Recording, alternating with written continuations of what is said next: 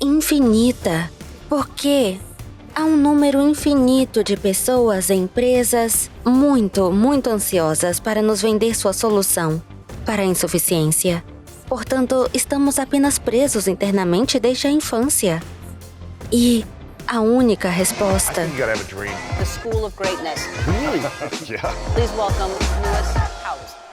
Por que você acha que tanta gente não sabe como se amar ou não acreditam que estão completas e que precisam de validação externa ou precisam se prejudicar ou fazer algo externamente para se preencher com essa falta de plenitude?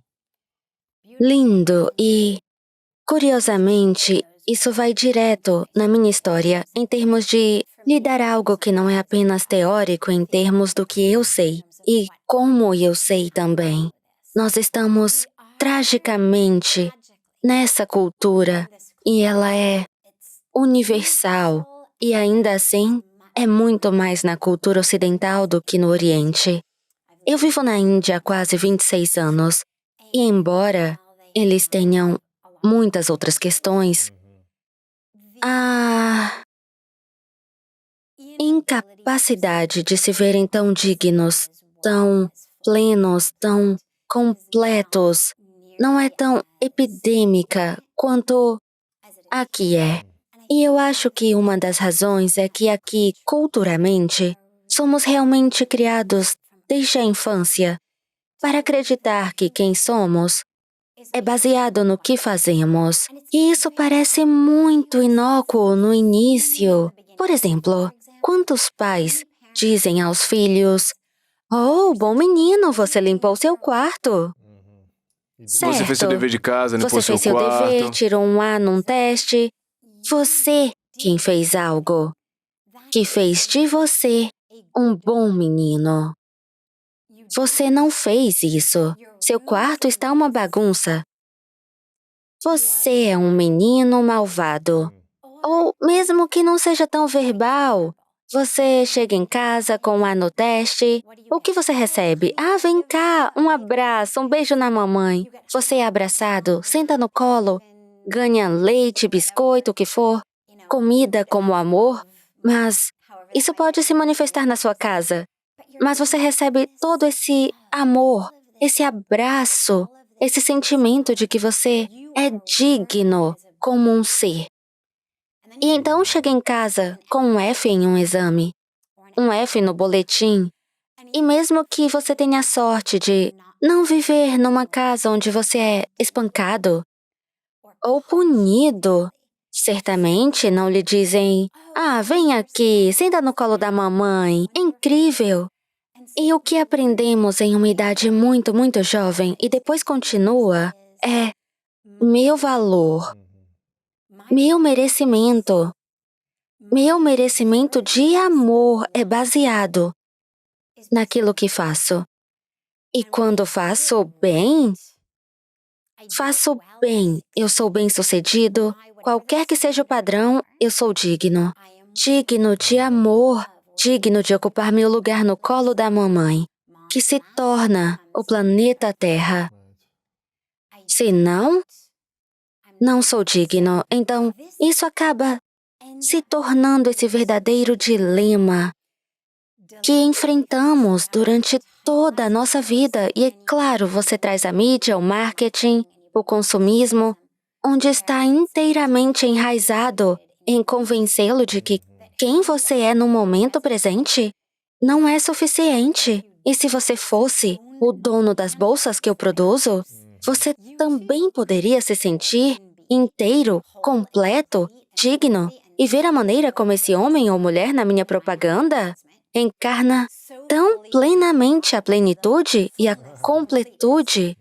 E se você tivesse só aquela bolsa, o carro, você também teria essa experiência. Mas primeiro tenho que fazer com que você se sinta como se não fosse Você não é inteiro. suficiente, te falta. Te falta, caso contrário, porque no mundo você gastaria seu precioso recurso financeiro em um par de jeans, carros, mala de mão, celular. Então, primeiro nos dizem, às vezes, muito sutilmente, às vezes não tanto, que não parecemos certos. Não somos inteligentes o suficiente, não possuímos as coisas certas, não somos felizes o suficiente, nossos relacionamentos não são bons, não somos magros o suficiente, nem bonitos o suficiente, nem engraçados, nem populares, nem temos seguidores suficientes no Facebook. É infinito, porque há um número infinito de pessoas, empresas, muito ansiosas para nos vender sua solução para o insuficiente. Então, estamos só atolados internamente desde a infância. E depois, nesse constante bombardeio exterior, na insuficiência, e a única resposta é mergulhar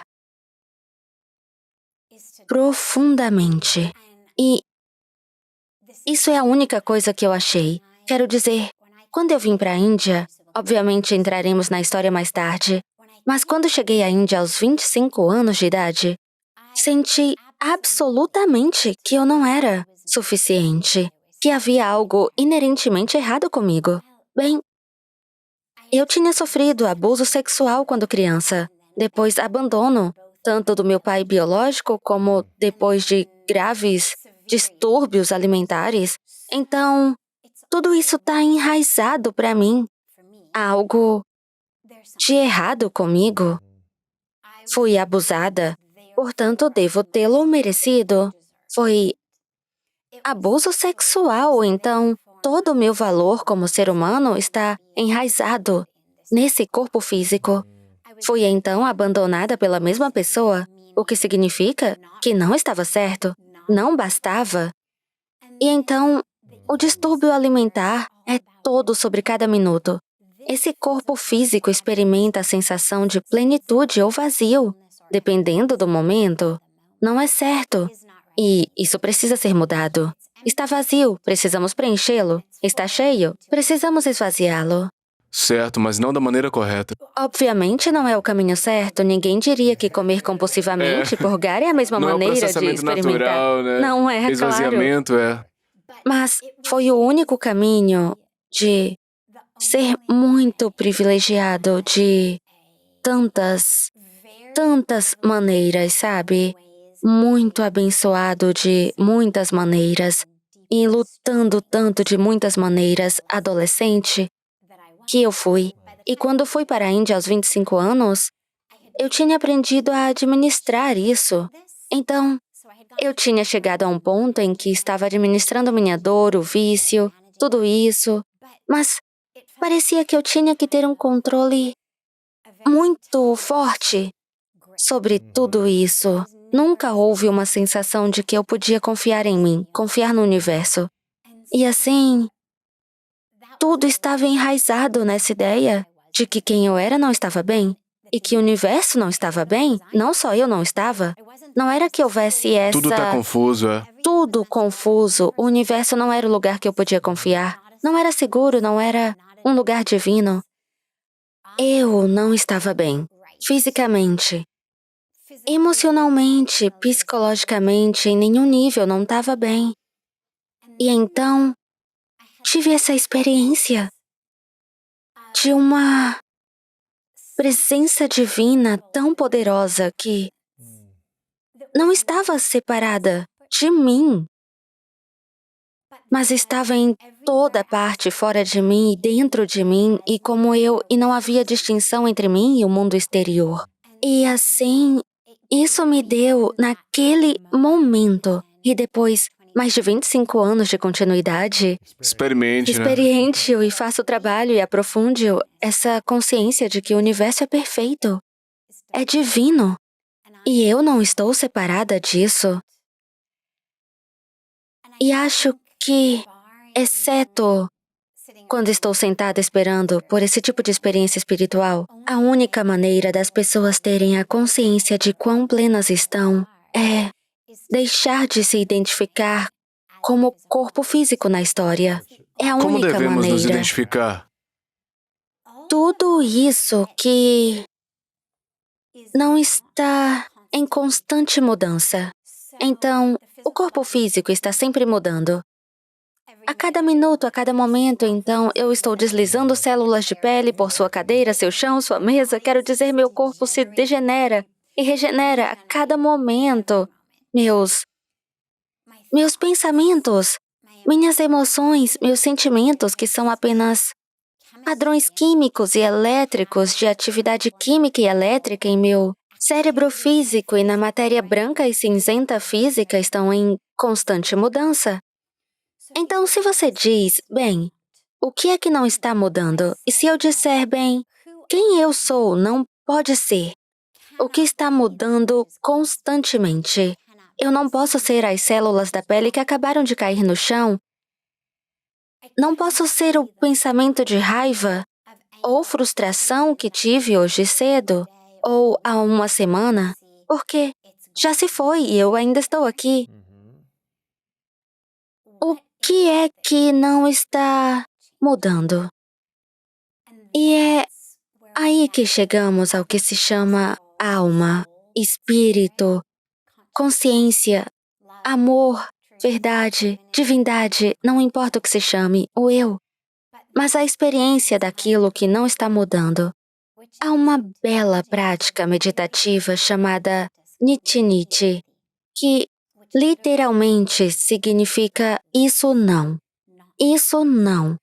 E é uma prática onde você literalmente fecha os olhos e diz: eu não sou a roupa que estou vestindo. Agora, é claro, todos concordam com isso. Obviamente, mudamos de roupa, não mudamos quem somos. E então você vai mais fundo. Eu não sou a pele debaixo da minha roupa. Bem, quero dizer, todos fomos queimados pelo sol e descascados. E entendemos que quem somos não muda quando a pele descasca. Bem, eu não sou o sangue que corre sob a minha pele, porque nossas células sanguíneas se regeneram.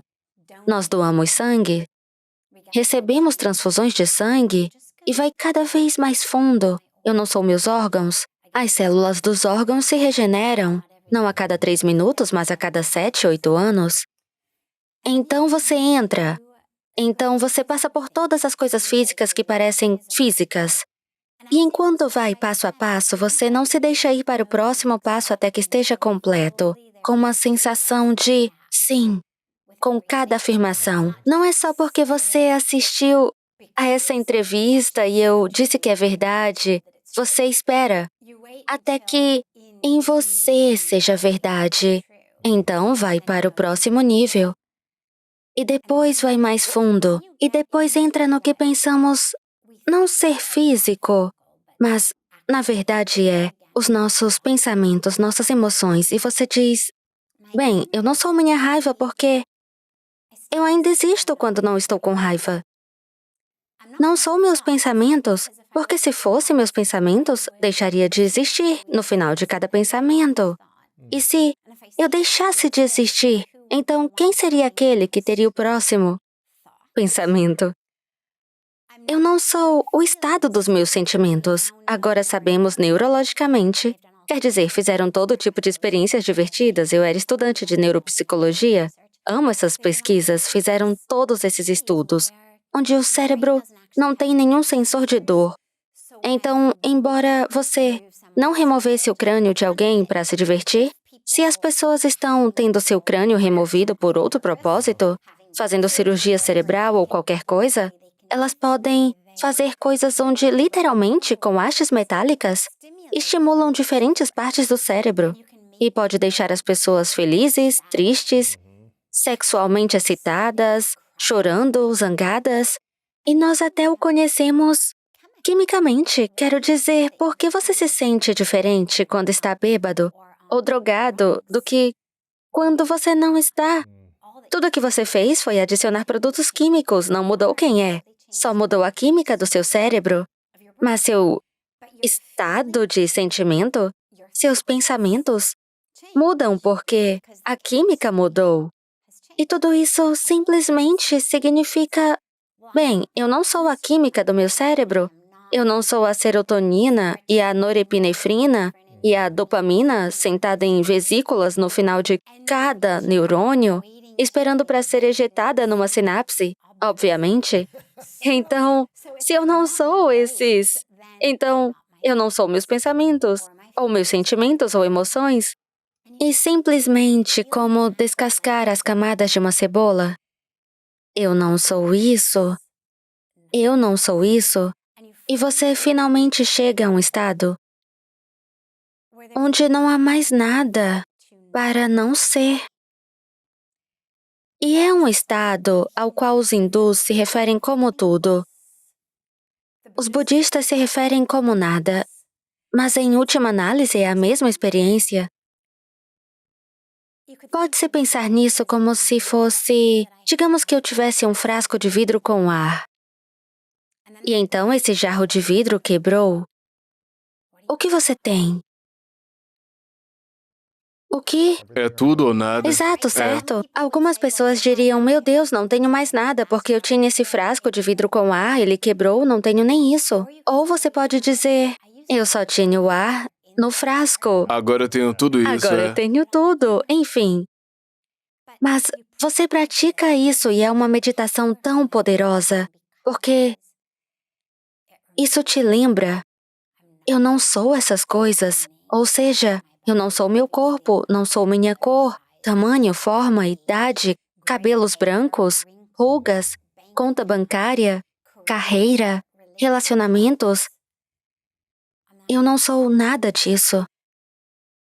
E eu acho, por minha própria experiência pessoal e pelo que aprendi, imersa na Índia espiritual durante 26 anos, que, na verdade, a única maneira de realmente saber o quanto você é digno e completo e inteiro é percebendo que não há lugar que você termina e o mundo começa. Reconhecendo que você não está separado da criação, que você não está separado do universo. Quero dizer, eu posso lhe dizer coisas, mas, na verdade, não vai lhe beneficiar, a menos que você mesmo experimente. É como se eu lesse um cardápio, uma receita, ou falasse sobre o almoço, não vai te beneficiar até que eu coma. Então, temos que ter a experiência real de saber. E a única maneira de realmente saber que, sem julgamento, se eu disser, bem, eu sou digno, bem, não sei, eu não estou de acordo com isso, a única maneira de você saber de verdade é quando você percebe que você é com o universo, com o divino, seja o que quer que signifique para você, por mais que você conceba o divino, por qualquer religião, tradição espiritual, caminho, conceito, o divino tem que ser infinito. Se Deus vive numa caixa, então não é Deus. É outra coisa que vive na caixa. Então, para perceber que você não está separado daquilo que é infinito, sabe, o mantra central que é dado com tanta frequência aos meditadores é tão humilde. Então, na respiração, zumbam na expiração, e isso significa eu sou isso. Com I maiúsculo, eu sou aquele.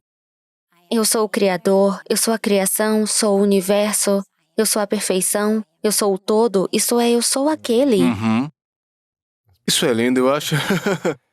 Eu acho que para muita gente, se acalmar o suficiente para pensar sequer no processo e praticar de eu não sou meu cabelo, minha pele, eu não sou isso. Acho que a maioria das pessoas está muito preocupada com a pressão ou o estresse da vida, com as responsabilidades que muitas não tomam esse tempo, pelo menos nessa parte do mundo, né? Então, o que é que elas podem fazer se elas não vivem na Índia, se tem essas tensões para se lembrar consistentemente que são infinitas, que são amor infinitos, vida? Como fazer para lembrar? Tem que dar tempo. Quero dizer, eu também lhe darei algumas práticas ao longo do dia, mas elas só funcionam quando você tem uma base.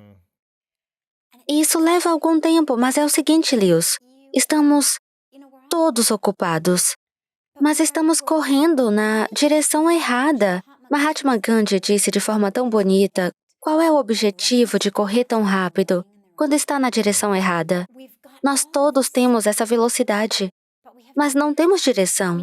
Então é como dizer, eu sei que tenho essa perna quebrada, mas não tenho tempo de ir ao hospital e arrumar porque tenho tantas coisas para fazer. A longo prazo, sabe, será muito mais fácil fazer suas coisas quando você puder caminhar, em vez de estar de muletas, ou com um andador ou uma cadeira de rodas. Então, a um prazo não tão longo, nem mesmo falar da próxima vida, falando do próximo mês. Se você der alguns dias agora, você realmente vai ao hospital, os deixa colocar a perna no lugar e lide com a possibilidade de ter um gesso sobre ela por um tempo ou o que quer que seja. O que vai descobrir é que à medida que você se move pelo resto da vida, tudo fica mais fácil. Mas se você se empenhar nessa ilusão de que agora você está muito ocupado para arrumar essa perna, você vai sofrer para sempre. Temos que dedicar algum tempo, mas não tem que ser... Não estou falando de se mudar para as cavernas, ou se mudar para o Himalaia, ou para um retiro silencioso de 3 meses. São 15 minutos por dia. Na verdade, 15 minutos por dia. Obviamente, se tiver mais, ótimo, mas não demora tanto tempo. E no momento em que você tem o cimento, quando você constrói uma casa, leva muito tempo para colocar os cabos. Mas uma vez que a casa esteja cabeada, não é preciso fazer uma nova fiação, só conectar algo, exato. E é o que acaba acontecendo. Então, eu diria, assuma o compromisso de dedicar 15 minutos por dia. Se puder fazer 15 minutos 2 vezes ao dia, nada como isso. E não pense nisso como algo super complexo, porque eu acho que isso assusta as pessoas. São como, bem, até eu ter tempo para ir a alguma meditação ou retiro por 2 semanas ou 3 meses e aprender, eu não começo. A meditação é uma anulação do que não é verdade. E é realmente apenas estar com você. E por isso não é complexo, não é esotérico. É só estar com você, mas você que não é seus pensamentos. Você que não é a constante flutuação do que chamamos de coisas da mente. Então, quero dizer, há 1 milhão de maneiras de fazer, mas a maneira mais simples e fácil é só observar a respiração. Sente-se. Se deixe fundir com a sua respiração. Não tente mudá-la. Não a julgue, não a analise. Só se torne um com esse fluxo de força vital. E o que acontece é tão bonito quando você faz isso. Você começa a perceber, ok, estou inalando, estou respirando de fora para dentro e estou exalando de dentro para fora. Mas enquanto você faz isso, lentamente, essa fronteira e limite entre interior e exterior se dissolve. E não há interior e não há exterior. E apenas se torna respiração. E você tem essa experiência de unidade com o mundo. E isso pode simplesmente começar como perder a consciência de onde sua coxa termina e o travesseiro começa. Não é como se você fosse ter essa experiência completa na primeira vez, mas simplesmente poder estar presente com a respiração. E depois usar, por exemplo, um mantra de só eu sou isso. Ou pode ser qualquer coisa, não importa. O que quer que funcione para você, pode ser 1, 2. Ninguém deve se sentir como, bem, eu sou anti-religião, sou anti-sânscrito, sou anti-tudo. Não há problema. 1, 2. Dentro e fora. O que você quiser fazer, mas só algo para dar à mente outra coisa que não seja o que tem para o café da manhã, o que vou vestir, quem disse o que sobre quem. E você só faz. E o que ele faz é conectá-lo a um lugar dentro do qual não está em constante mudança. E então, você o faz novamente no fim do dia. E eu gosto de pensar nisso, na verdade, como uma roupa de mergulho. Porque, então, é claro que a pergunta se torna bem, ok, mas como eu vivo com isso durante o dia?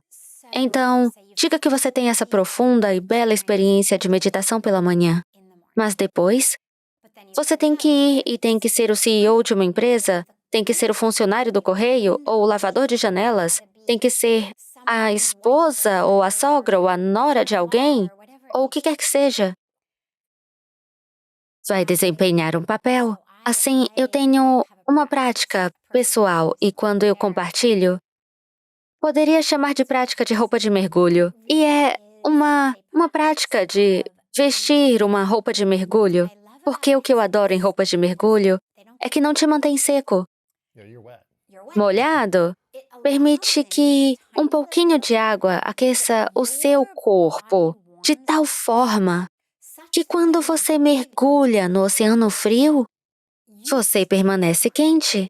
Não porque você está seco e desconectado do oceano, mas porque sua energia tem sido capaz de não necessariamente aquecer todo o oceano, mas aquecer o suficiente, aquela parte que está dentro da sua roupa de mergulho, para permitir que você permaneça quente em um oceano frio.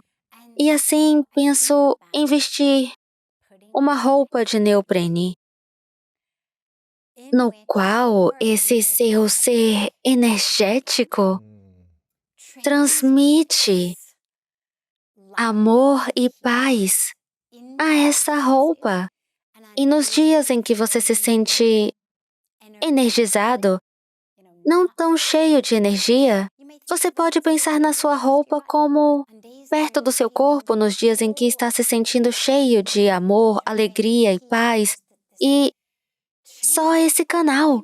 Bem, você pode pensar na roupa de mergulho como estando a 3 metros fora do seu corpo, ou 100 metros fora. Mas o que quer que seja, você se move com isso de tal forma que você tem um papel que desempenha. Pode pensar pintado no exterior da sua roupa de mergulho. É o traje de CEO da polícia? O que quer que seja o traje que você está usando e, no final do dia, você só vai o tirar, porque não quer esquecer quem você é e quais são os papéis que você desempenha, que você não é o CEO, você não é o lavador de janelas.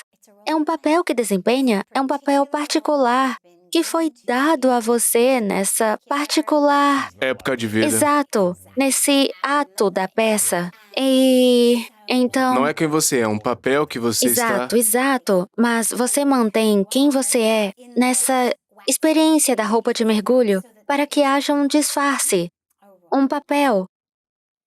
Reconheça que você o faz, mas não se esqueça de quem você é. Então, primeiro, quando você chega em casa à noite, você o tira, você se reconecta. Mas ao longo do dia, eu adoro momentos para recordar. Por exemplo, antes de comer qualquer coisa, antes de beber qualquer coisa, antes de ir ao banheiro, antes de fazer o que quer que seja que você possa fazer muitas vezes ao dia. Você é motorista? Bem, antes de virar a chave, o que quer que você faça, bem antes de fazer isso, basta levar 30 segundos e voltar a conectar. E se você diz que é uma reconexão à gratidão, ao amor, ao divino, ao espírito, qualquer que seja o conceito que funcione para você, basta reconectar. Amarre-o em coisas que você faz o dia todo. E depois continue a reconectar-se. Ponha um alarme em seu telefone para tocar a cada meia hora, o que for. Mas use o mundo para te lembrar. Lembretes. Parece que nos primeiros 25 anos de vida houve muito desafio, sofrimento, dor, adversidade mascarada para tentar aliviar a dor de não lidar com a dor e supressão das emoções, o que se transforma em depressão. Parece ser Sim. assim. Quando foi o momento em que você percebeu que não precisava mais sofrer? E por quanto tempo durou até que você sofreu novamente? Que grande pergunta. Então, eu nunca vou esquecer de ter 19 anos e sair de um hospital. Na verdade, foi na Olympic Boulevard. E era o segundo hospital em que eu estava por bulimia. Mas eu nunca fui alguém que faz nada sem convicção, sabe? Você estava com tudo. Então, exato. Então, se eu ia ter Campeã, bulimia, né? ia ser... Exato, é sério, A é sério. campeã dos bulímicos. Começou como se você só comesse e vomitasse, mas pra mim, na verdade, se tornou simplesmente ter algo pra vomitar. E assim eu cheguei ao ponto em que eu estava bebendo litros de água por dia só pra ter algo pra vomitar. Muitas pessoas pensam na bulimia como uma espécie de eu como, depois me sinto culpada ou há um complexo sobre isso e não quero ganhar peso, então eu me purgo. Para mim, era tudo uma questão de tirar o que estava dentro. A ideia de que de alguma forma eu poderia tirar a dor, a raiva, o medo e a insuficiência sobre o sorvete ou os biscoitos ou o que quer que eu vomitasse. E assim, eu estava em meu segundo hospital. Acabei em 3 deles, mas esse era o segundo. Na verdade, era uma unidade de desordens alimentares. E eu mesma me dei alta após 5, 6 dias, e o diretor da unidade insistiu para que eu não fosse embora. Eu lembro de estar sentada, ainda lembro, ele e meu psiquiatra que concordou em me deixar sair porque o psiquiatra era um grande cara, por quem eu sou tão grata. E assim ele permitiu que eu saísse. Eu odiava o lugar por tantas razões, mas o diretor do centro me disse, enquanto eu me despedia e dizia coisas como sei que é contra meus melhores interesses e blá blá blá, e ele disse, você vai voltar rastejando de volta aqui de joelhos. Você está doente. Você precisa de ajuda e vai vir rastejando de volta de joelhos. E eu saí com 19 anos de idade para o Olympic Boulevard, sabendo que não tinha como, em 1 milhão de anos, eu jamais rastejaria de volta de joelhos. Mas também percebendo que eu precisava muito de ajuda. E Não ia estar lá, precisava estar em algum lugar, né? precisava muito de ajuda. E assim, nos próximos 6 anos, através de um grupo inteiro de diferentes terapeutas, psicólogos, um hospital adicional, etc, etc, eu tinha chegado a um ponto ao qual aludi antes, onde estava gerenciando a situação. Eu não bebia mais galões de água para ter algo para vomitar. Eu tinha aprendido a não comer muito, mas era tudo questão de gerenciamento, de planejar refeições, e havia todo um sistema de como se fazia isso, porque o que me foi dito foi que isso sempre estará sobre seu ombro, e isto sempre será sempre será a sua coisa. Sempre. Sempre no seu ombro você pode aprender a administrar, mas sempre terá isso. Eu acreditava que administrar era o melhor ao que eu ia chegar. E, na verdade, era que todos que eu conhecia estavam só administrando suas vidas. Nem todos eram bulímicos, mas todos tinham coisas que estavam administrando. O que quer que tenha sido, as pessoas estavam administrando suas vidas. Algumas melhor que outras. Mas a ideia de que você poderia ser livre, que o sofrimento poderia acabar, não só ser gerenciado. Foi algo que nunca me ocorreu. Interessante. Sim, com um controle de morte em minha comida, meus relacionamentos, meu trabalho escolar, minha mente. Eu poderia administrar, mas a liberdade? O controle obsessivo dos nossos... Não havia como eu ser livre. A vida tinha que ser controlada. Tinha que ser controlada. E se eu estava voltando para casa, a meio caminho do meu programa de doutorado, para ter certeza que eu tinha desligado a cafeteira, ou se eram minhas refeições ou meu relacionamento, a vida tinha que ser controlada, porque o universo não podia ser confiável. Eu não podia ser confiável. Meus pais não podiam ser confiáveis, meu amigo. O que quer que seja, o que eu tinha aprendido foi com o abuso, com o abandono. Porque tinha acontecido numa idade tão jovem e impressionável. Meu querido amigo, Dr. Bruce Lipton, sempre fala dos primeiros 7 anos de vida, que as ondas cerebrais são realmente como se você estivesse sob hipnose, que você é neurologicamente o mais sugestionável. É claro. É. Então, naqueles anos, eu havia sido informada tanto indireta quanto diretamente. Quando meu pai ligou e disse que não queria mais me ver, ele literalmente disse, não quero voltar a vê-la, não quero voltar a vê-la. Eu tinha acabado de fazer 8 anos.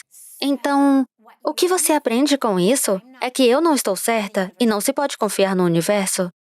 Os pais são aqueles que são Deus, são o universo. É, para aquela criança, É claro. E assim, quando não são confiáveis, o prejudicam.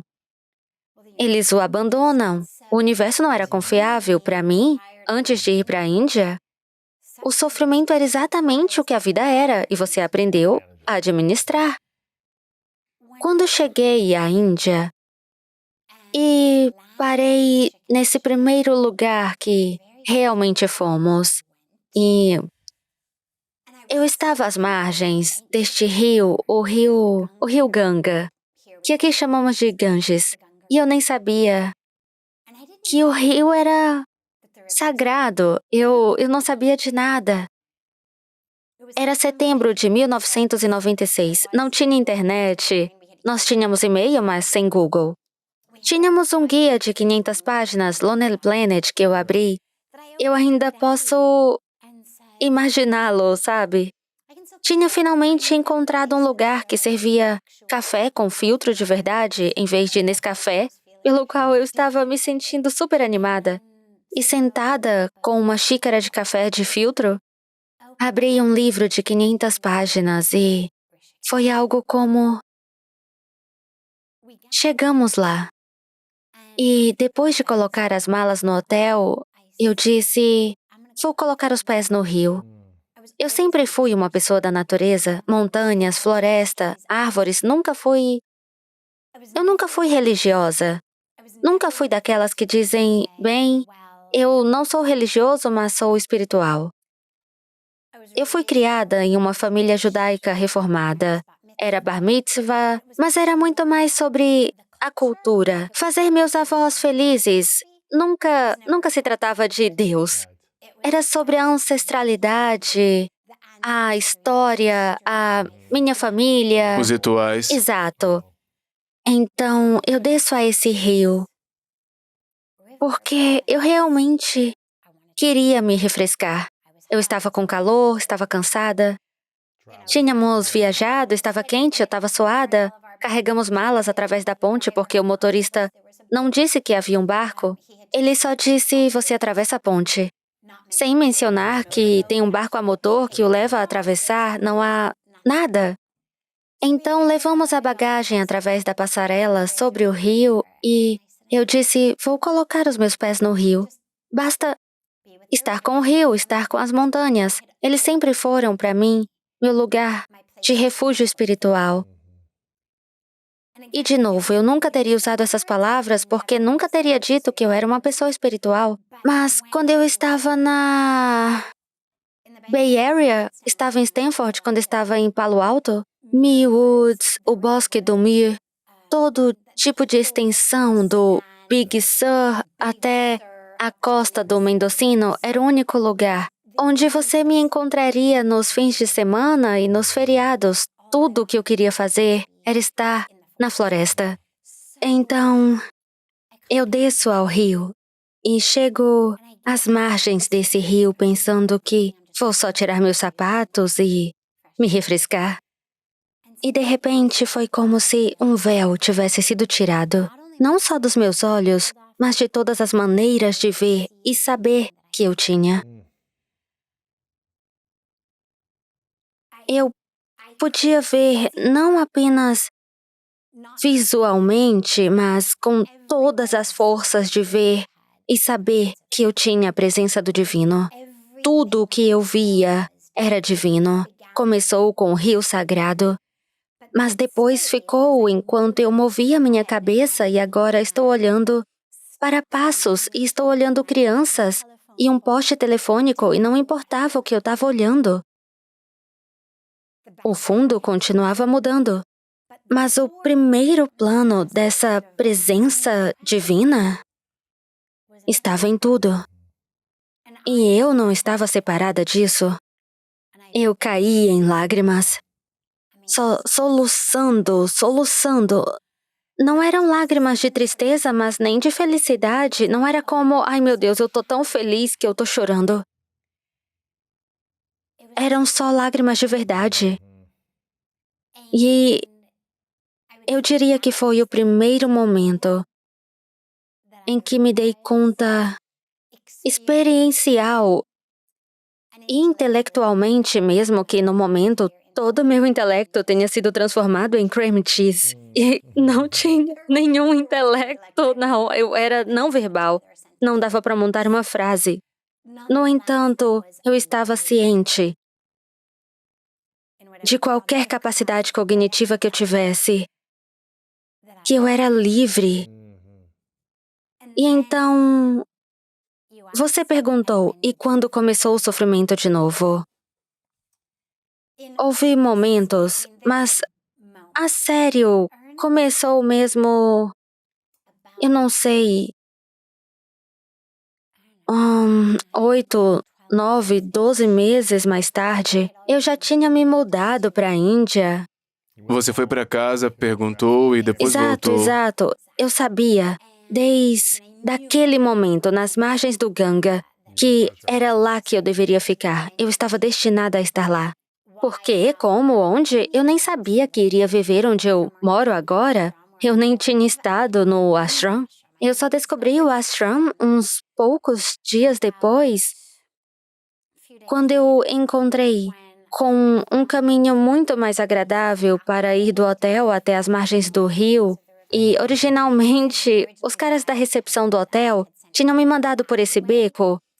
É um beco indígena, não é muito agradável esteticamente. Esse bonito jardim, Exato. templo. Então, eu descobri um dia que havia um caminho paralelo, cheio de jardins e templos e que era requintado e limpo.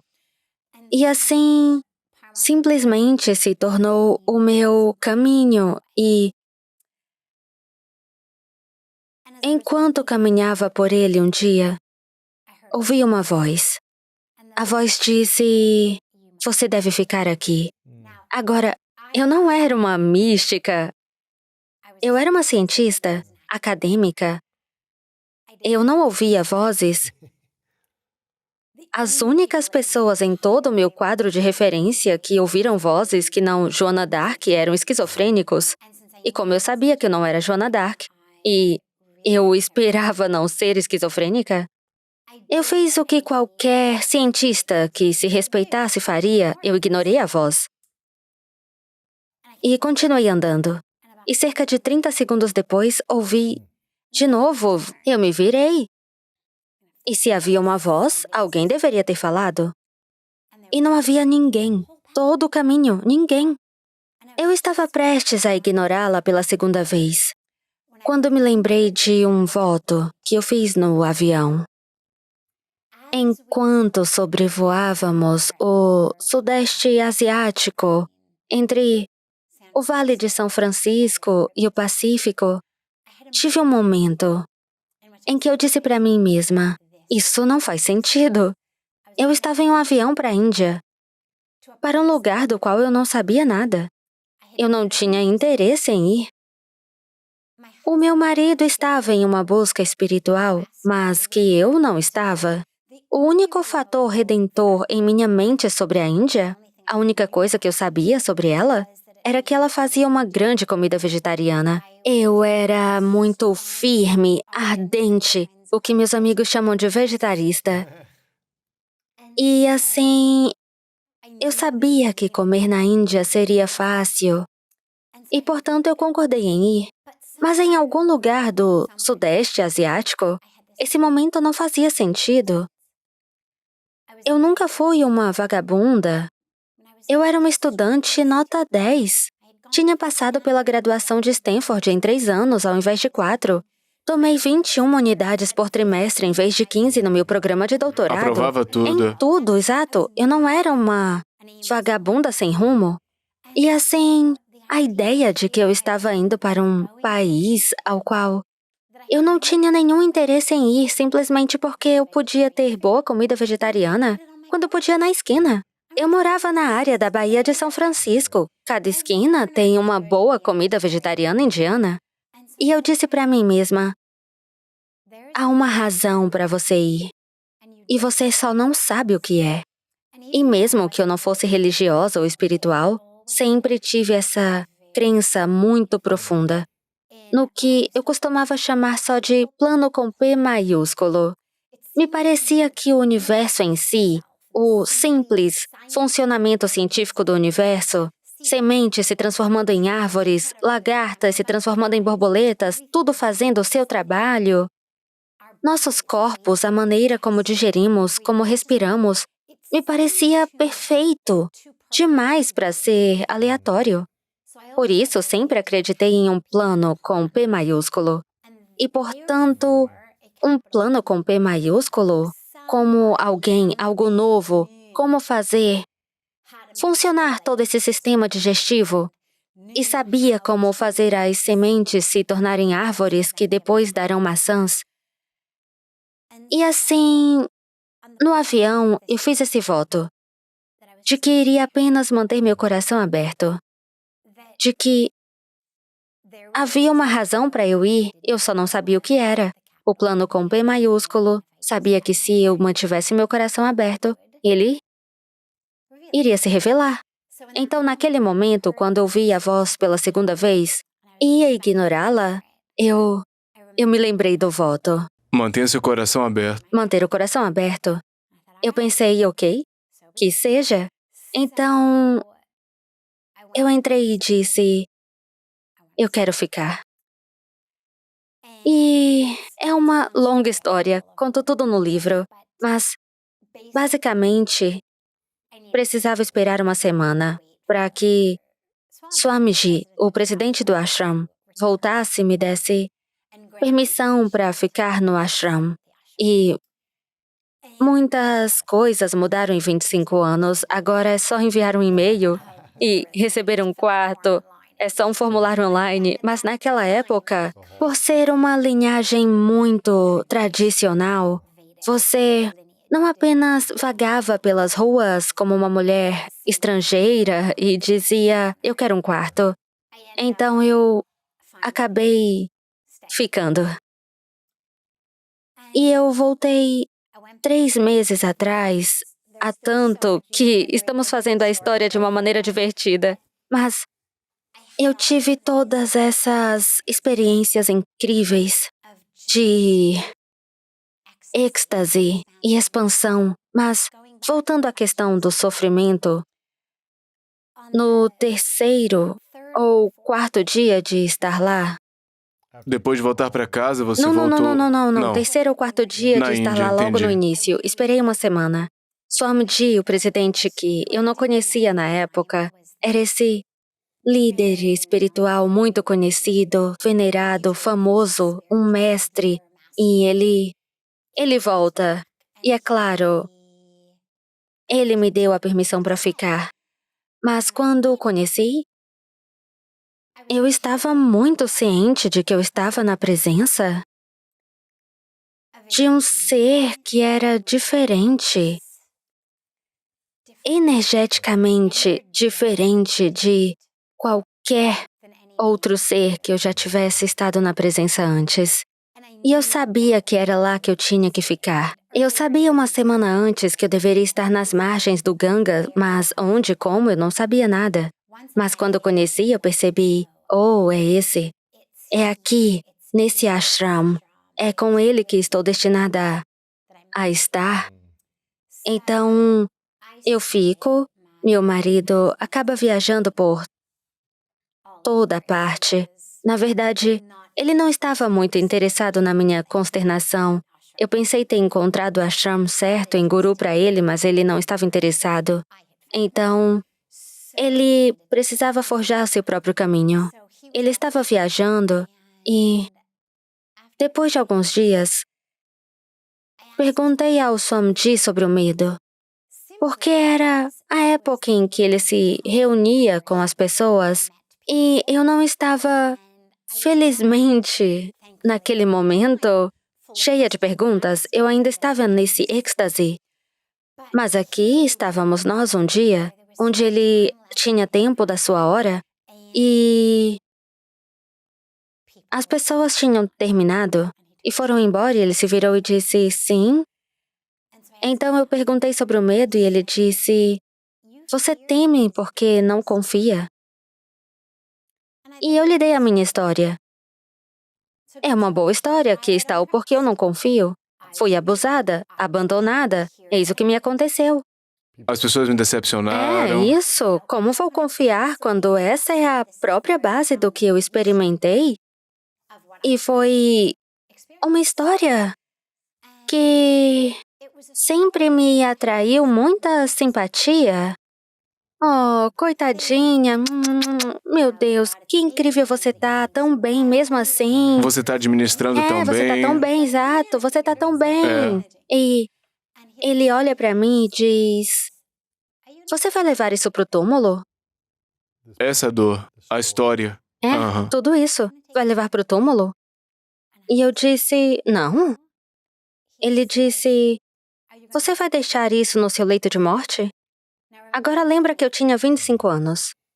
Eu disse, não, Deus. Ele disse, que tal uma semana antes de morrer? E que tal um mês antes? Eu disse, não, Swamiji, eu tô em terapia, eu estou num processo, aprendendo a curar. E ele olha pra mim e diz, você está esperando que alguém desenhe a linha pra você. Que alguém entre e diga que você está pronta.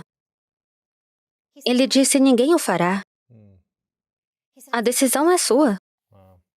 Você pode levar essa dor para a sepultura. Pode deixá-la ir para o leito de morte. Pode deixá-la ir um mês ou uma semana antes de morrer. Ou pode deixá-la ir essa noite. Eu fiquei, essa noite?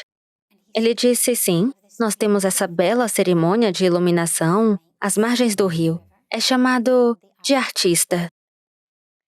Ele disse, vou pedir que lhe deem uma das lâmpadas de petróleo. Você acena e depois ele disse, depois da cerimônia quero que vá e fique no Ganga, fique no rio.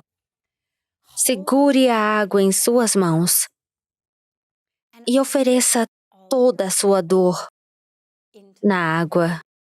E depois ofereça essa água de volta ao rio. Eu passei a tarde inteira nisso. É tão embaraçoso admitir quase 26 anos depois, mas nessa mentalidade profundamente arrogante, condescendente, centrada no Ocidente, super educada, super indocentrada de apenas dê ao rio. Claro, claro. Como se fosse um núcleo de maçã, em vez disso tudo. De 25 anos de trauma. toda essa dor, exato. Sofrimento. Exato, voltar Posso deixar para isso o passar, rio, né? claro. Não é estranho, não é doce. Eu costumava ter um diário. Na verdade, tenho entradas no diário que são mortificantes de ler, porque eu estava tão presa nessa arrogância. Por volta da hora do pôr do sol, eu tive um momento pelo qual sempre serei grata, no qual eu disse: ok, claro, não vai funcionar. Obviamente, os rios não vão varrer os problemas das pessoas. Mas você tem toda essa rede de volta em casa. Você tem pessoas que entendem o processo. Você vai voltar a isso. Agora mesmo você está aqui.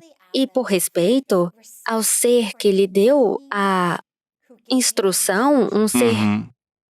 um ser que é reverenciado, Experimente, né? faça Tente, com né? sinceridade. E esse foi o meu advérbio. Não vai funcionar, mas vou fazer com sinceridade. Não vou zombar disso.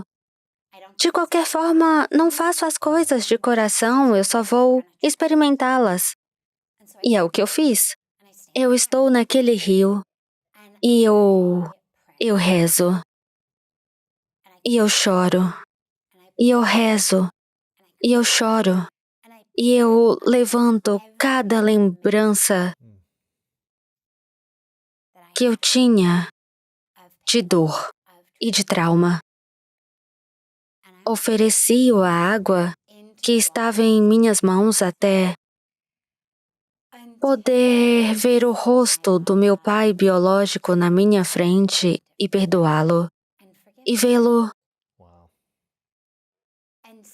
como um homem assombrado e não como um monstro. E eu saí do rio, eu não tenho ideia de quanto tempo eu fiquei. Foi um tempo muito, muito longo. O que eu não percebi na época foi porque não fazia parte das instruções explícitas. Embora, obviamente, Swamiji soubesse, eu não percebi. Não foi apenas porque eu tinha dado a dor ao rio, mas eu tinha dado toda a identificação. Você tinha usado a palavra identificação antes? Ele não tinha me dito isso. Eu não tinha pensado nisso. Mas foi exatamente isso que aconteceu. Uma antiga identidade. Toda a ideia de que eu sou vítima ou uma sobrevivente, esta é a minha história que acabou sendo dada também. E O que acontece quando a gente se agarra à história do trauma, da dor da vítima versus quando a gente deixa a identidade do trauma e da dor da vítima irem embora? essa é a diferença entre estar livre e estar preso. Se eu tenho uma identidade como alguém que foi prejudicado, mesmo que eu diga que não estou mais vivendo na realidade emocional da dor e da raiva, mas mesmo assim eu tenho a história disso, bem, então eu nunca poderei ser livre? Esses são então os limites e as fronteiras do que é possível na minha vida. Fui eu que fui prejudicada, traída, enganada, que ficou com a pior parte, seja qual for a nossa história. Como você conta a sua história agora para que ela não se torne algo que você seja identificada como, mas que era uma identidade antiga? Como você se expressa porque a linguagem é poderosa para a mente e para o coração? Como você faz isso? Isso é mesmo interessante porque... Você conta a história no livro que você está Exato. compartilhando a história e por agora... 25 anos eu não tinha. É por isso que as pessoas que me conhecem ficaram tão chocadas ao ler o livro, porque as pessoas diziam, meu Deus, eu não tinha ideia. Havia pessoas que se sentiam como se eu não tivesse sido honesta e Por ter contado a história que eu completa. não tinha há 25 anos e disse, e a propósito, isso é o que eu tinha experimentado? A razão pela qual eu não tinha mais era a minha história. Agora, eu tenho que voltar para o momento porque eu passei muitos meses depois que isso aconteceu, tentando encontrar novamente porque no funcionamento muito interessante do meu próprio cérebro e psique, eu estava convencida de que não tinha como isso ter acontecido e que eu tinha reprimido, suprimido, trancado em algum canto da minha mente dissociada e que ela ainda estaria ali. Depois de deixá-la ir pro Rio. É. Eu saí dessa experiência de tanta liberdade, tanta alegria, e durante os próximos meses eu me vi tentando evocar sentimentos Tristeza, de dor, raiva. dor, raiva. E será que eu Interessante. poderia me fazer querer um banquete para depois purgar? Poderia ser uma vítima? E eu não conseguia. Mas levou meses para eu finalmente parar de tentar provar ao meu eu minúsculo que eu não tinha simplesmente trancado essa dor, porque estamos sendo tão doutrinados. É assim que é. Você está doente, você é uma vítima, você é um viciado, você está sofrendo. E a ideia de liberdade era tão inconcebível para mim que meu eu minúsculo não podia aceitar facilmente que isso tinha acontecido. E o meu eu maiúsculo estava cheio de tanto amor e compaixão. E eu lembro dessas experiências internas do meu eu maiúsculo em mim sendo como, claro, sem problema, quer lembrar? Claro, você vai lá, sem problemas. Se precisa disso para provar a si mesmo que isso não aciona você, então tudo bem. A história... Então, como a gente conta a história? Claro, eu não contava a história há 25 anos. Finalmente a contei através do livro, de uma maneira em que é uma narrativa de uma história. Eu tentei voltar a entrar em contato com a emoção, porque mesmo que não esteja mais em um nível profundo, minha emoção empática, ainda posso me conectar com a jovem com quem isso aconteceu. Não é como se ela tivesse deixado de existir. É que ela não sou eu. Certo, você superou. Mas ela ainda está dentro de você, há uma jovem de 5, 7, 8, 10 anos dentro de você que teve essa experiência? Por dentro é uma pergunta tão interessante, porque quando você diz por dentro, eu posso me conectar com ela empática e profundamente, de uma forma que me permite escrever um livro cheio do que ela estava sentindo? Absolutamente. Posso tocar, sintonizar e reconectar? Absolutamente. Não se tornou indisponível para mim.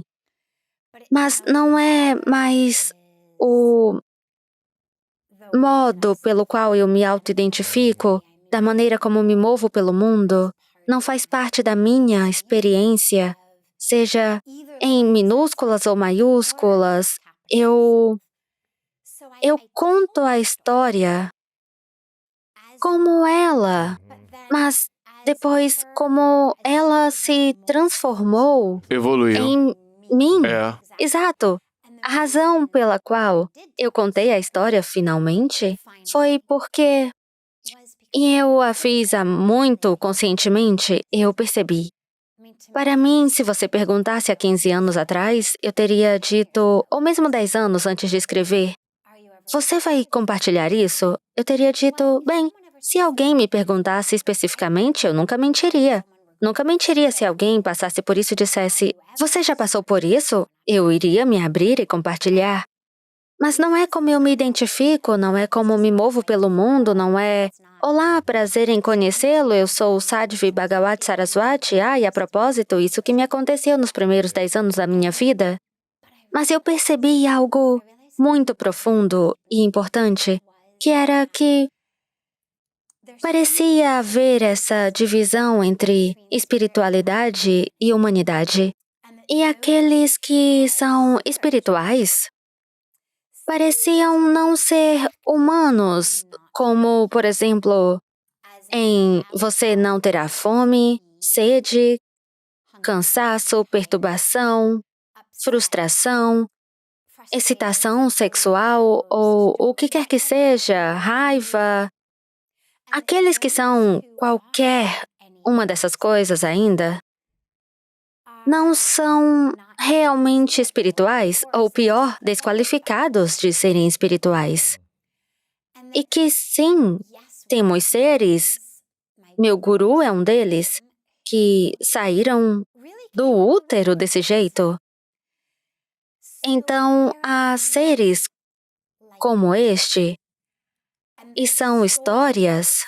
E claro, antes de escrever minhas memórias, na verdade escrevi sua biografia há 10 anos, e é inspiradora e é tão bonita, mas ainda assim, o que ela não faz é nos fazer sentir como, posso fazer isso? Ele fez para que eu possa fazer? É inspirador, faz você querer se curvar à sua alimentação, pedir bênçãos, mas não faz você se sentir como, ah, sim, tudo bem, eu posso fazer isso? Claro. E que começou a parecer que estávamos em um lugar onde tantas pessoas me faziam suas perguntas. E eu lidero algo chamado satsang. Significa literalmente na presença da verdade, mas se manifesta mais como uma sessão de perguntas e respostas espirituais. As pessoas perguntam e eu sirvo como um veículo, um canal através do qual as respostas vêm. Eu tenho plena consciência de que não é meu conhecimento ou minha sabedoria, mas vem através de mim. E as pessoas começaram a prefaciar perguntas como: bem, eu sei que você nunca pensaria assim, mas... Ou, eu sei que nunca poderia ser tão puro quanto você é, mas... E eu percebi... Ai, meu Deus, não é só terrivelmente incorreto, factualmente? Não é verdade, mas é realmente prejudicial aos seus caminhos espirituais, que enquanto eles puderem me manter em um pedestal e sentir que estou cortado de um pano diferente, isso evita que eles tenham que subir até o prato da sua própria vida Seu eu espiritual. superior, é. Exato. E que eu tinha uma história que não era alguém que saía do ventre iluminado, que não era alguém que não estava interessado em meninos ou meninas, ou esportes, ou festas, ou álcool, ou drogas, ou sexo, qualquer coisa, e percebi que todas essas pessoas realmente tinham essa visão de mim como esse anjo virgem que descia das nuvens de Stanford para as margens do Ganga. E isso não só não era verdade, como era prejudicial ao seu caminho espiritual, pois eles precisavam saber que se eu o fizesse, eles também podiam fazer, e isso tornou o objetivo do livro. Hollywood para os Himalaias é, fisicamente, a minha jornada. Mas, para todas as pessoas que o leem, não se trata de você ter que se mudar de Hollywood para o Himalaia. Se trata de uma mudança na forma como você pensa, a partir do que eu chamo de maneira de pensar de Hollywood, que você é um corpo. E esta é a resposta para a questão de como deixar de lado nossas histórias. Nossas histórias são esta forma de pensar de Hollywood. Você é seu corpo, seu tamanho, sua forma, sua cor, sua idade, raça, religião, status socioeconômico, origem étnica, identidade de gênero, orientação sexual, o que tem na sua conta bancária, quero dizer, o que você é. É a forma de pensar de Hollywood. O que leva ao sofrimento, porque nunca somos suficientes. Há sempre alguma forma de não sermos ricos, ou bem-sucedidos, felizes, engraçados, magros, saudáveis o suficiente, em comparação com o que vemos nas redes sociais ou marketing, ou quem vemos ao nosso redor. Então é uma sensação constante de não ser suficiente, uma sensação constante de agarrar, eu quero mais, estou ansiosa, nunca estou satisfeita, ou empurrar para longe, o que em sânscrito falamos é o trapo e a morbidez, os gostos e aversões que estou puxando para mim, o que empurro para longe, os anseios, aversões, pode-se dizer em que sofremos. Essa é a maneira hollywoodiana de pensar que você é essa história. E depois a maneira himalaia de pensar que diz: você tem um corpo e ele é um templo. Nós temos uma frase que dizemos: o seu corpo é um templo. Cuide-o, ame-o, honre-o, respeite-o. Mas você não é isso. É um veículo. E assim, quando mudamos essa mentalidade, e é isso que eu aprendi ao contar minha história e como aprendi todas as lições, porque, é claro, depois do momento de êxtase, ainda há muitas lições para Claro. aprender. Na verdade, parei na metade de uma história em algum lugar quando o sofrimento voltou, onde alguém havia dito que feriu meus sentimentos e eu me dirigi a Swamiji toda embrulhada em... Eu fui insultada e fui ferida e quem eu sou não está certo. E ele olha para mim e diz: você é a pessoa inteligente mais estúpida que eu conheço. Uau! A pessoa mais inteligente e estúpida que conheço. Ele disse: como é que alguém tão inteligente como você tem sido, tem tanto diplomas de Claro. as melhores instituições? Como pode ser tão estúpida? Ele não quis dizer de forma depreciativa. O núcleo de quem você é está errado. Eu já estava lá tempo suficiente para conhecê-lo e tomar como uma bofetada de acordar e não como uma bofetada de você estar errada. Foi literalmente uma bofetada de despertar, como acordar. Voltar a si mesmo. Entende? Quem é que está ferido? Quem esqueceu? Quem você é que, de repente, o que essa pessoa, em seu ego, em sua arrogância, em seu drama kármico, disse sobre você? De repente, essa é a sua história? Você ficou em ganga e deixou ir a raiva e toda a dor do que havia sido feito a você pela raiva e ego do seu pai e pela ignorância e drama kármico. E agora você aqui está se deixando envolver no drama kármico de outra pessoa. Você está pronta para sacrificar sua liberdade, sua alegria, sua verdade no altar do drama kármico de outra pessoa? Eles estão com raiva, frustrados, com ciúmes. Eles estão no meio de qualquer drama kármico pelo qual estejam trabalhando. Você não precisa assumi-lo. Por que você assumiria isso? Por que você ofereceria sua coisa mais preciosa, sua liberdade, sua verdade, sobre este altar do sofrimento deles? Porque, claro, as pessoas só trazem sofrimento aos outros quando elas mesmas E sofrem. como você consegue, não sei se administrar é a palavra correta, mas como você navega no estado de sofrimento de vítima, de outra pessoa, ou qualquer que seja o drama, como você quiser chamar. Eles estão sofrendo na falta de uma autoestima superior, estão permitindo que as tensões do mundo consumam ele completamente.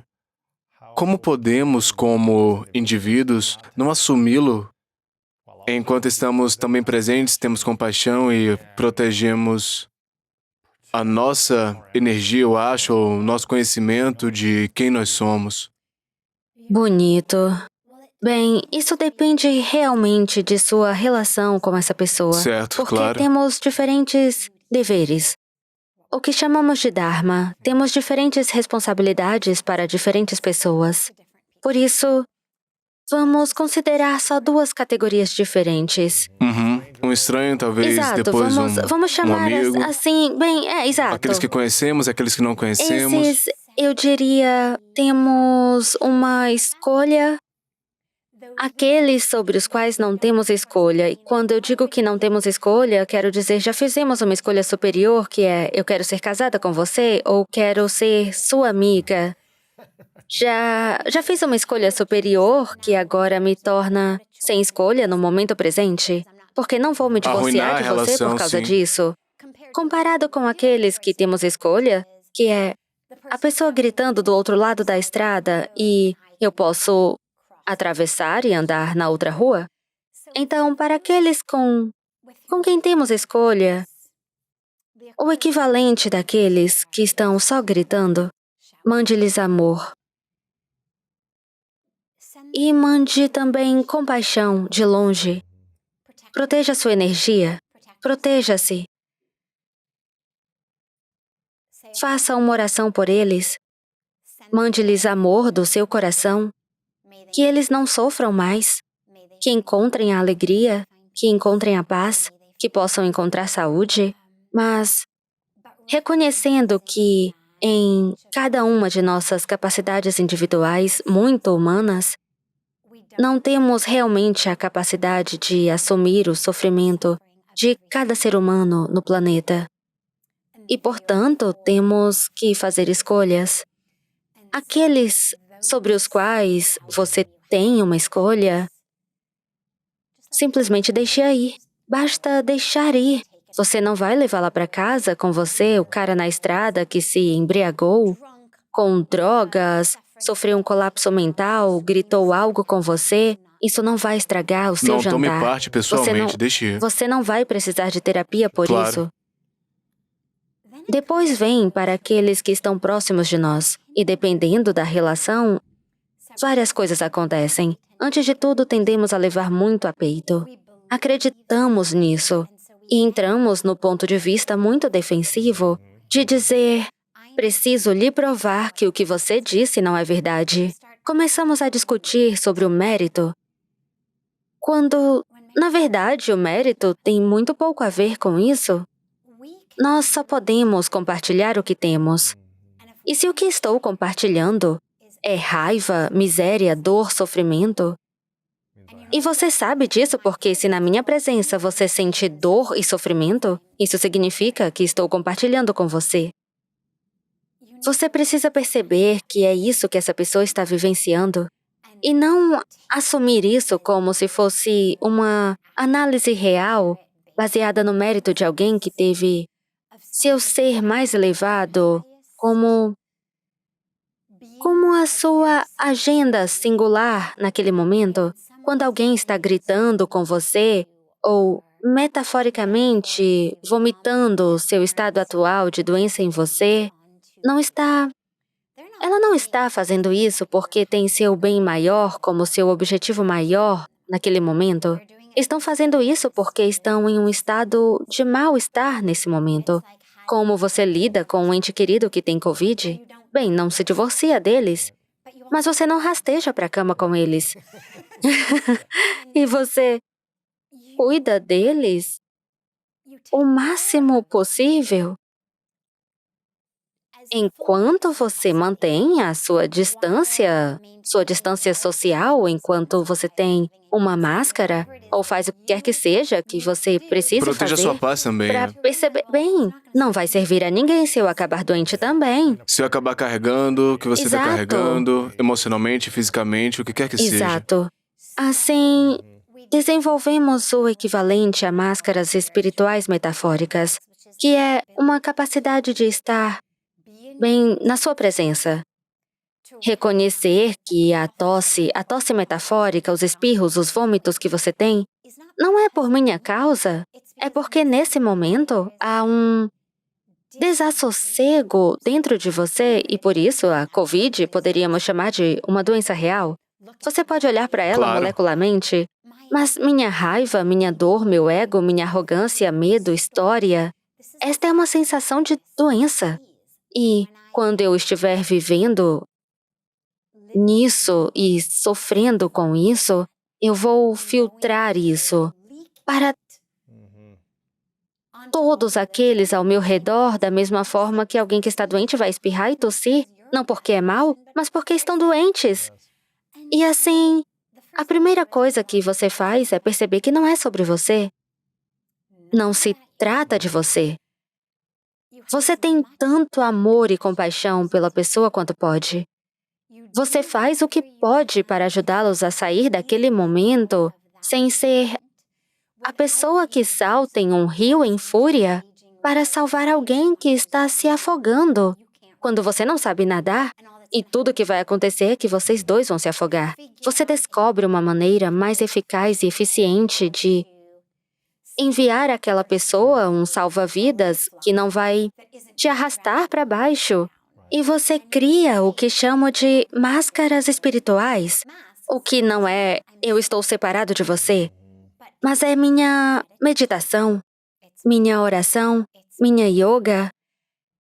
É a minha maneira de ancorar e me firmar no que eu sou. Uhum. Que mesmo quando você está vazando sua desilusão em mim, Não me penetra. não penetra. Eu não levo isso a peito e posso estar com você só com amor e compaixão. Eu sinto que eu podia conversar 3 horas contigo sobre esses tópicos e mergulhar mais fundo, mas quero que as pessoas vejam isso para começar. E também comprem seu livro De Hollywood pro Himalaia, uma jornada de cura e transformação. Eu acho que alguém que está se sentindo desligado da paz, desligado do alívio, da própria verdade espiritual. Então, seria uma jornada poderosa para construir comprando esse livro. Então, comprem uma cópia, deem um amigo que pode estar passando por isso, vai ser inspirado pela sua história e pensa nas pessoas que podem ser inspiradas por sua história, por você compartilhar uma identidade mais antiga, histórias de uma identidade mais antiga que não são mais você, mas por compartilhar coisas que você teve que superar. Bem, obrigada. Além disso, como compartilhei os últimos 26 anos na Índia, eu compartilhei os desafios pelos quais passei na Índia. Então, sim, há o aspecto da cura e transformação, do trauma e do vício e da história em um ser de liberdade e de alegria. Mas isso é apenas uma parte do livro, o resto é a agonia e o êxtase de viver em um ashram, em um mundo espiritual. E todas as incríveis experiências espirituais extasiantes. Eu tento dar palavras a essas experiências que são tão sem palavras e como isso realmente sente. E também para fazer com que as pessoas vivam os desafios que enfrentei, por exemplo, ao fazer os votos de celibato, o que isso me parece de ser uma mulher no mundo de um homem, de ter que fazer escolhas de vida, como a biologia do meu corpo é gritar bebê, bebê, bebê, e ainda assim aqui estou eu, uma renunciante monástica. E como você vê o caminho da vida Interessante. e a vida não sendo, como eu digo, um buffet, onde se trata de eu gostaria disso e daquilo e eu gostaria de só reunir tudo, mas, na verdade, ter que tomar decisões conscientes sobre os acordos de pacote em que vamos viver. E, assim, eu tento realmente fazer com que as pessoas vivam a agonia da bifurcação da tomada de decisões no caminho. Como você toma essas decisões, como você lida com isso quando é confrontado com esse tipo de perguntas e traumas e novos desafios. Aqui, Você está no corpo de uma mulher e, oh meu Deus, é um mundo de um homem.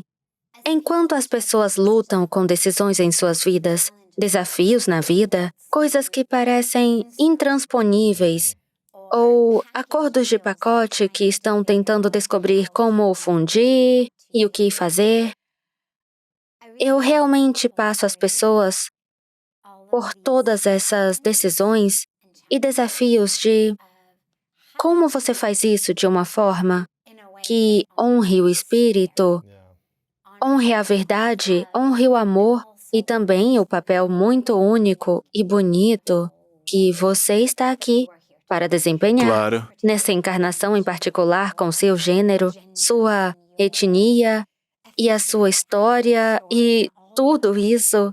Como você honra ambos? Portanto, estou realmente entusiasmada que as pessoas também sejam ajudadas por esse aspecto, porque eu certamente bonito. já tive minha parte Os desafios. de grandes desafios, Claro, é ótimo. Eu tô animado para que as pessoas comprem esse livro, vão lá no seu site. E onde é que você tá mais presente nas redes sociais? Onde é que a gente pode seguir você ou se conectar com você? Eu também queria só dizer rapidamente, você e eu Ok. temos dito Himalaia, porque esse é bem... Foi o que eu ouvi você Exato, dizer. é a forma Foi correta assim.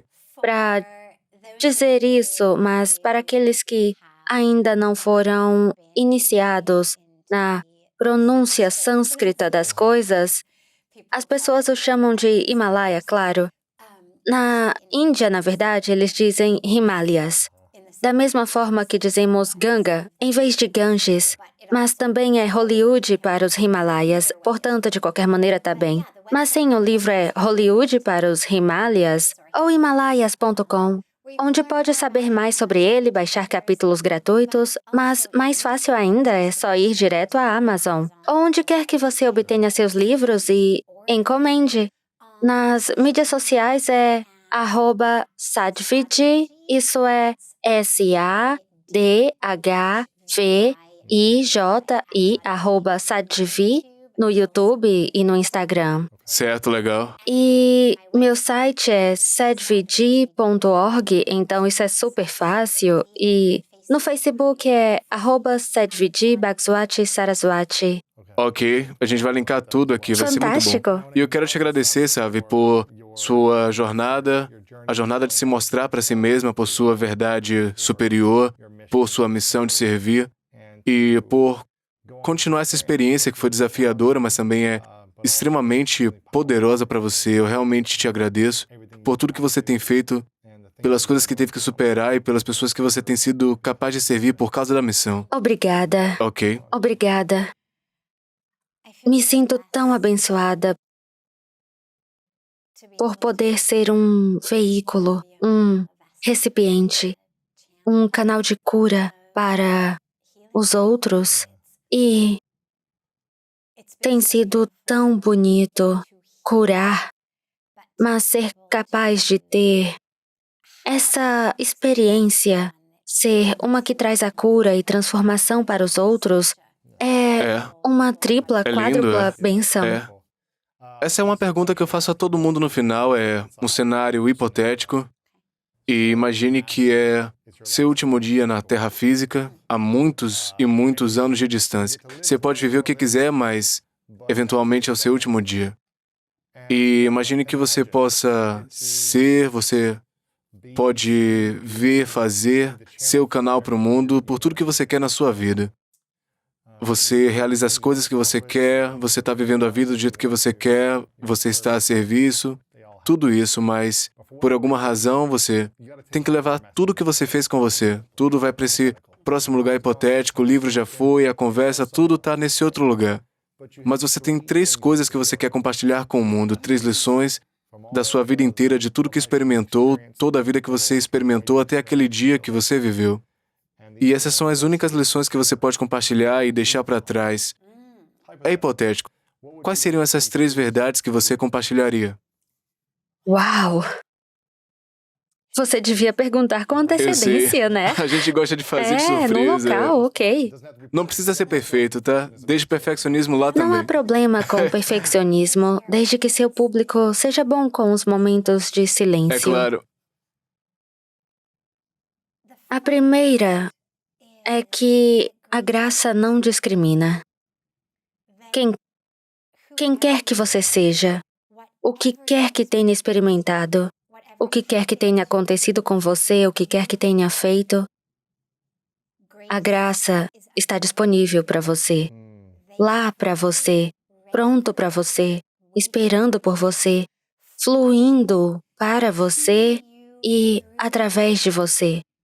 E tudo o que tem que fazer é abrir-se. Se você pensar na torneira, é engraçado, às vezes acontece comigo, eu tô tão acostumada a falar em hindi e não é em inglês, é em inglês. Você pensa que a torneira está ligada, mas você tem um balde. Na Índia, todos tomamos banho com um balde, então liga a torneira, o balde se enche de água. Você pensa que tem a torneira ligada, mas o balde está de cabeça para baixo. Então, essa água está fluindo, mas você não vai se beneficiar porque seu balde está de cabeça para baixo. A graça flui. Está lá. Ninguém tem o balde. Não há baldes com buracos neles. Tudo o que temos que fazer é virar nosso balde do lado direito para cima, o que não requer um conjunto complexo de habilidades e destrezas ou treinamento. Só requer um coração aberto e vontade de se deixar preencher por isso. Certo? E a segunda mensagem seria apenas amor. Apenas o amor. O amor é a mais alta verdade, a verdade mais profunda, a mais poderosa, a presença infinita na Terra. E não perca sua capacidade de amar por causa dos jogos sem sentido de sua própria mente. Não embrulhe o amor em histórias, expectativas e dramas. E não relegue o amor apenas aos poucos selecionados com quem você escolheu para passar a sua vida. Ame a todos. Veja essa alma, esse espírito, esse ser tão divino em tudo. Ame as árvores. Ame as flores enquanto elas abrem suas pétalas ao sol. Apenas ame. Permita que a sua planta interna de fabricação de amor esteja ligada 24 horas. E a terceira mensagem é: reconheça que você está aqui como um instrumento. Um instrumento nas mãos do Divino. É como diz São Francisco de Assis: ó Senhor, fazei de mim um instrumento de vossa misericórdia. Onde há escuridão, deixa-me trazer a luz. Nós somos instrumentos.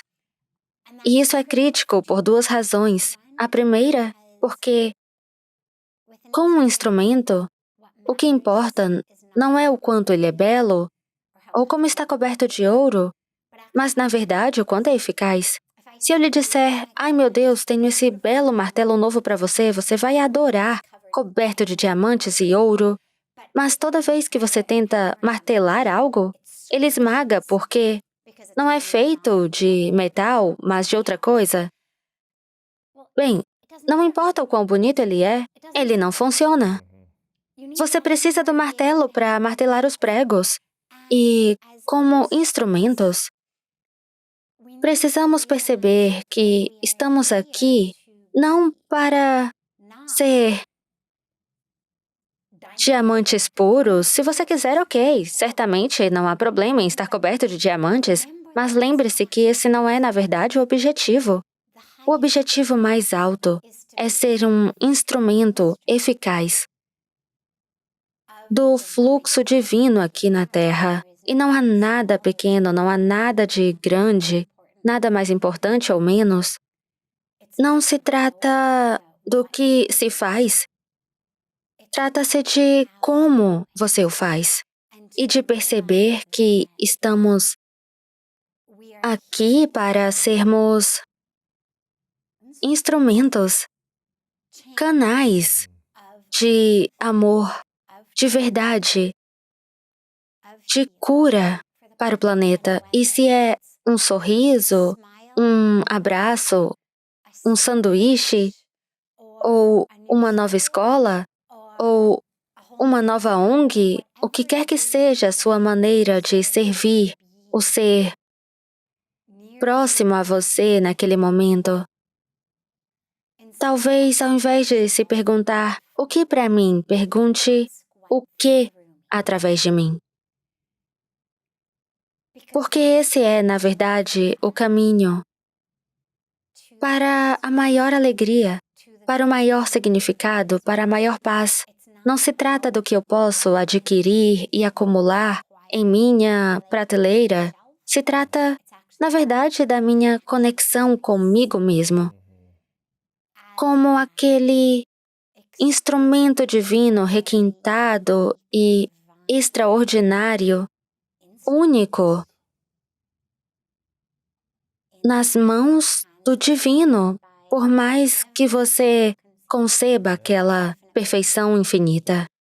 Isso é lindo e eu tenho uma última pergunta para você, que é: qual sua definição de grandeza? Você, o mais completo,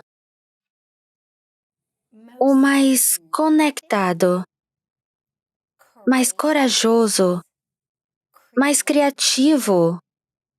Você. Cada um de nós vai manifestar sua grandeza de maneira diferente. O Sol? Se você colocar para fora 8 bilhões de recipientes e eles tiverem tamanhos e formas diferentes e cores, e alguns tiverem água e outros não, cada um vai refletir os raios de sol de maneira diferente. Você vai ter 8 bilhões de reflexos diferentes daquela luz do sol. A grandeza é cada um de nós, como nosso veículo, nosso recipiente, instrumento, em nosso tamanho, forma, encarnação únicos, sendo o reflexo, a manifestação, aquela luz. E ela vai se manifestar de maneira diferente para cada ser, mas para manifestá-la, tudo o que temos que fazer é estar conectados ao nosso verdadeiro ser. E nessa conexão, desenvolvemos a coragem. Porque quando estou conectada, então eu sei, é como a árvore. E eu penso na natureza o tempo todo, e você pensa, ok, se você diz o que é grandeza em uma árvore, em algumas árvores a grandeza é crescer a 600 pés de altura, mas em outras, a grandeza é crescer de lado, porque essa árvore sabe, minha luz não está para cima. Mesmo que a luz de todas as outras árvores ao meu redor esteja para cima, a minha luz está aqui. E por algum plano espantoso plano com o P maiúsculo, ainda que as árvores devam crescer, aquela árvore sabe como crescer na horizontal até encontrar sua luz. E assim, tendo essa conexão consigo mesmo, com sua verdade, para ter a coragem de crescer e se tornar e ser quem você é, em sua luz, e então toda a criatividade requintada que isso nos dá, de como compartilhar isso com todo mundo. Lindo. Muito legal, Savi. Muito obrigado por estar aqui. Eu agradeço. Bem, obrigada, Lewis, e muito obrigada por trazer essa grandeza para o mundo, porque de todos os seus espectadores e sua comunidade, cada um deles terá uma maneira diferente de manifestar essa grandeza, e é tão belo que você dedica sua vida para garantir que, independentemente da língua que falam, do modo de vida que têm, de quais sejam as suas características ou suas inclinações, você vai proporcionar algo para todos. Dizemos frequentemente, quando falamos da natureza infinita do divino, que é como uma mãe, que realmente só tem o interesse de seus filhos comendo espinafre. E para uma criança, ela tem que pô-lo e depois fritar. Para a outra, ele gosta dele cru e em um rancho, como se estivesse mergulhando. A terceira, só cozido a vapor. E ela vai cozinhar o espinafre de 5 maneiras, para 5 crianças diferentes, com 5 papilas gustativas diferentes. Porque tudo o que lhe importa é que elas tenham que comer seus espinafres, e você está fazendo isso?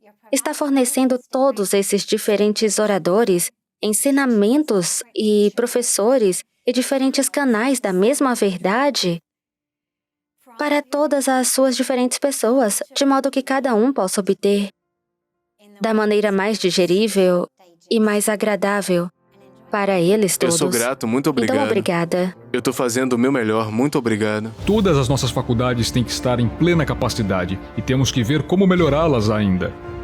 Porque a profundidade da experiência chega até você apenas com a nitidez da percepção. Você não pode ofuscar sua percepção e pensar que está tendo uma experiência profunda.